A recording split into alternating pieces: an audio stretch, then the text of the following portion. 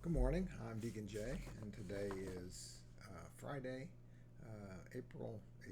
August 27th, and today's also the feast of Saint Monica. And so today, the reading I'm going to focus on is the reading from the first letter of Saint Paul to the Thessalonians. In this reading, it says, "God did not call us to immorality, but to holiness." I think this is a particularly important reading for us today, and it also would be an important reading for St. Monica's son, who is St. Augustine, who early in his life had a child out of wedlock, and he was living a very immoral life until finally he turned his life around and came back to the church after lots of prayers from his mother, St. Monica. So that particular reading, and there's some really good commentary on that and commentary that I found here. So I'm going to go ahead and read some of the stuff that it says.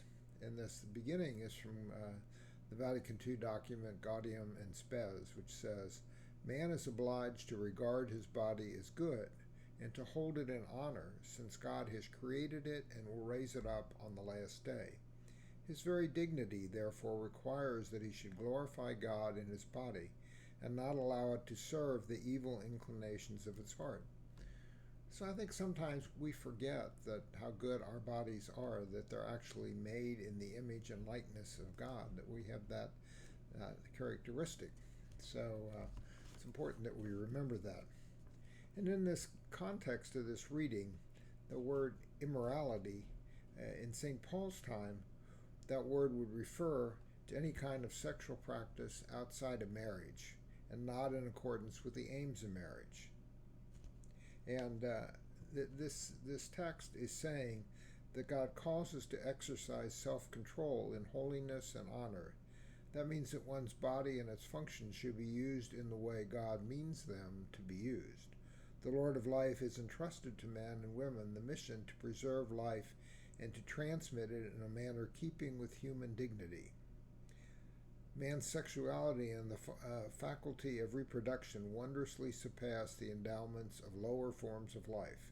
Therefore, the acts proper to marriage life are to be ordered according to authentic human dignity and must be honored with the greatest reverence. I think that's something we forget today, how important these acts are and how life-giving they are and how they're part of God's plans for us.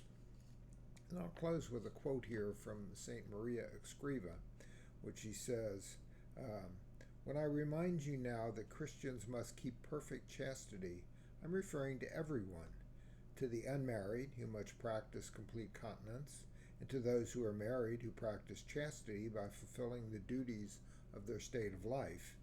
If one has the Spirit of God, chastity is not a troublesome and humiliating burden, but a joyful affirmation.